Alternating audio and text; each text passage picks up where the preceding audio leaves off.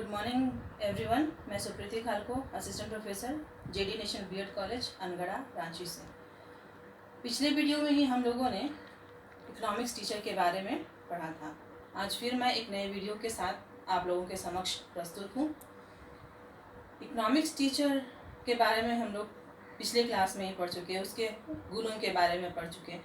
Economics teacher ये दोनों शब्द के जो अक्षर हैं उससे संबंधित हमने अर्थशास्त्र शिक्षक के गुणों के बारे में पढ़ा था। आज हम लोग देखने जा रहे हैं एक अर्थशास्त्र शिक्षक में क्या क्वालिटी होनी चाहिए। ठीक है, तो इस स्लाइड के माध्यम से भी हम लोग देखते जाएंगे। ठीक है ना। तो पहला जो मैंने स्लाइड बनाया है उस पे जो पॉइंट रखा है वह है पेशेंस, धीरज या धैर्य या संयम, है ना। तो अर्थशास्त्र शिक्षक में जो क्वालिटी होनी चाहिए वो है धीरज रखने की, धैर्य और संयम रखने की।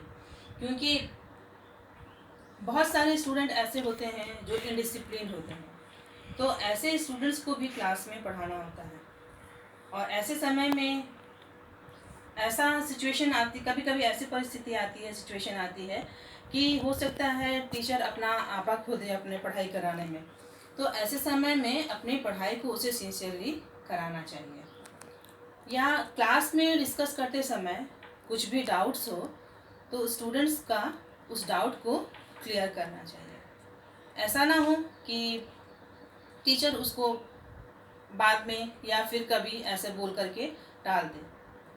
होना ये चाहिए कि पेशेंसफुली टीचर उसके जो भी डाउट्स हैं उसको सुने और उसका सॉल्यूशन निकालने की कोशिश करें। ठीक है। और उसके साथ साथ में अर्थशास्त्र शिक्षक में पेशेंस इसलिए भी होना चाहिए क्योंकि अगर क्लासरूम में कोई स्टूडेंट इनडिसिप्लिन या मिसबिहेव कर रहा है तो उसको भी टीचर की तरफ से टॉलरेट नहीं किया जाना चाहिए, मतलब कि बर्दाश्त नहीं करना चाहिए। ठीक है। उसको टीचर अपने वे से डायरेक्ट नहीं भी अगर उसको समझा पाते हैं तो इनडायरेक्टली आप उसको हैंडल कर सकते हैं। या क्लास का माहौल कुछ ऐसा बना लीजिए कि अगला को लगे कि हम पर फोकस नहीं किया जा रहा है, हम टारगेट नहीं है। इस तरह का माहौल को बनाते हुए उस क्लास को, टीचर को पेशेंसफुली अपने टॉपिक को क्लियर कराना चाहिए। आगे के स्लाइड में है,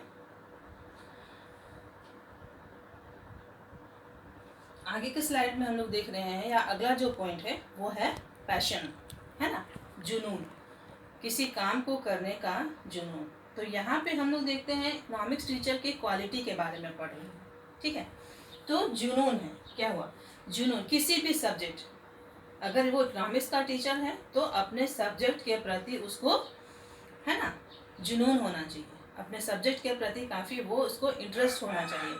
हर तरह से उसको पढ़ाने के लिए वह मटेरियल कलेक्ट करने लायक होना चाहिए, अपनी सब्जेक्ट में रुचि रखने लायक होनी चाहिए ताकि वह अपने सब्जेक्ट को अच्छी तरीके से पढ़ा सके। ठीक है। Do not restrict to curriculum.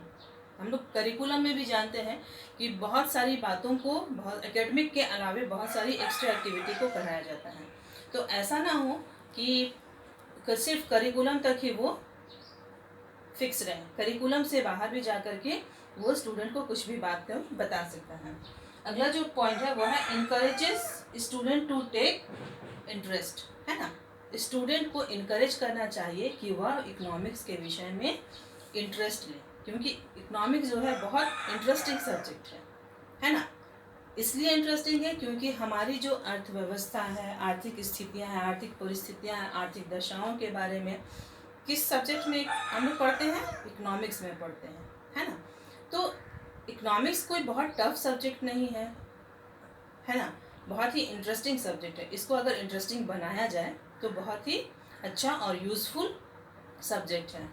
ठीक है। क्योंकि हम लोग जानते हैं इकोनॉमिक्स की जो प्रकृति है वो साइंस की भी है और आर्ट्स की भी। ठीक है। क्योंकि इसमें हम लोग थ्योरिटिकल पोर्शन भी पढ़ते हैं और प्रैक्टिकली भी पढ़ते हैं, साइंस भी पढ़ते हैं और थ्योरी, कला को भी पढ़ते हैं, है ना। तो बहुत ही इंटरेस्टिंग सब्जेक्ट है ये कि कला के साथ साथ में हम लोग विज्ञान के कॉम्बिनेशन वाले सब्जेक्ट को, विषय को पढ़ते हैं। तो आगे के स्लाइड में हम लोग देखेंगे, है ना। एक इकोनॉमिक्स शिक्षक को पॉजिटिव एटीट्यूड रखना चाहिए। पॉजिटिव मतलब कि सकारात्मक मनोवृत्ति होनी चाहिए। हमारी आर्थिक दशाएं हर समय बदलती रहती हैं और उस दशा को देखते हुए कभी कभी ऐसा होता है कि व्यक्ति के एटीट्यूड में चेंजेस आते हैं। तो एक अर्थशास्त्र शिक्षक को पॉजिटिव एटीट्यूड रखना चाहिए। जिस भी परिस्थिति में हो हमेशा उसको एक पॉजिटिव एटीट्यूड रखना चाहिए कि जो भी है वो एक समय के बाद ख़त्म हो जाएगा, उस समस्या का सॉल्यूशन मिल जाएगा। ठीक है, हम लोग इकोनॉमिकल ये पे बहुत सारे ऐसे इश्यू होते हैं जिस पर कि डिस्कशन किया जा सकता है। कुछ समय पहले हम लोग देख रहे थे जीएसटी एक बहुत ही डिस्कशन का हॉट टॉपिक था, जिस पर डिस्कशन किया जा रहा था कि ये जीएसटी होना चाहिए या नहीं होना चाहिए। इसके पक्ष विपक्ष में बहुत सारे लोग अपने अपने विचार, अपनी बात रख रहे थे। लोगों के अलग अलग व्यूज़ थे, स्टूडेंट्स के अलग अलग व्यूज़ थे, इकोनॉमिस्ट के अलग अलग व्यूज़ थे। तो सभी का कुछ ना कुछ व्यूज़ अलग आ रहा था। कुछ इसके पक्ष में थे तो कोई इसके विपक्ष में थे। ठीक है, और साथ ही इसके बाद है तो स्टूडेंट्स के साथ में जो भी डाउट्स है उसको क्लियर करना। ठीक है, नेक्स्ट इसकी क्वालिटी है जो वो है गुड एवल्यूटर, है ना, एक अच्छा मूल्यांकन करता। एक अर्थशास्त्र शिक्षक को एक अच्छा मूल्यांकन करता होना चाहिए। मूल्यांकन करने की क्वालिटी उसमें होनी चाहिए कि क्या सही है और क्या गलत, है ना। अनबायस्ड नहीं होना चाहिए उसे, पक्षपाती नहीं होना चाहिए कि किसी के कोई उसका फेवरेट स्टूडेंट है तो उसने जो कुछ भी अपना थॉट्स दिया या अपना इनपुट दिया उसको आप सही मान लें, ऐसा नहीं है। उसके पहले आप पॉजिटिव नेगेटिव एस्पेक्ट सभी को देख लें, उसके बाद फिर उसका इवोल्यूशन करें कि अगले ने जो कहा है वो सही है या फिर सही नहीं है, एक्सेप्टेबल है या फिर नहीं है। ठीक है, या जो भी है अगला को प्रमोट करना चाहिए। जब इवोल्यूशन करते हैं तो हमें पता चलता है कि स्टूडेंट सही है या नहीं है। अगर वो नहीं है सही तो उससे हमें फीडबैक देना चाहिए, उसकी कमियों को, उसकी गलतियों को बताना चाहिए कि अगर आप ऐसा करते हैं तो आप में वो कुछ ना कुछ कमी रह जाती है। इसलिए अगर आपको आगे बढ़ना है तो जो इवोल्यूशन करने का तरीका, अपनी सोचने का, अपने विचारने का तरीका को बदलना चाहिए।